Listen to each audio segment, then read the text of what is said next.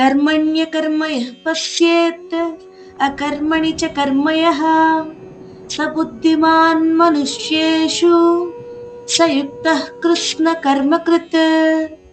పద అర్థం చూద్దాం రండి. కర్మణి అకర్మయః పశ్యేత్, కర్మలో అకర్మను చూసేవాడు. అకర్మణి చ కర్మయః, అకర్మలో కూడా కర్మను గ్రహించేవాడు. సహ బుద్ధిమాన్, అతడే నిజమైన జ్ఞాని. మనుష్యేషు, మనుషులలో.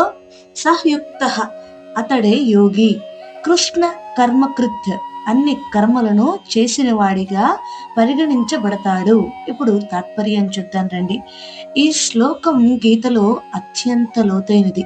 కర్మ చేస్తూ ఉండి కూడా బంధనంలో పడకపోవడం, ఇదే కర్మలో అకర్మను చూడడం.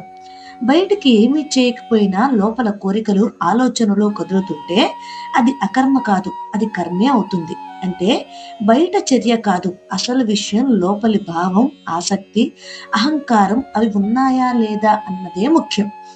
ఎవరైతే కర్మ చేస్తూనే అహంకారం లేకుండా, ఫలాపేక్ష లేకుండా ఉంటారో అతడే నిజమైన జ్ఞాని అని కృష్ణుడు స్పష్టంగా చెప్తున్నాడు. హరే కృష్ణ.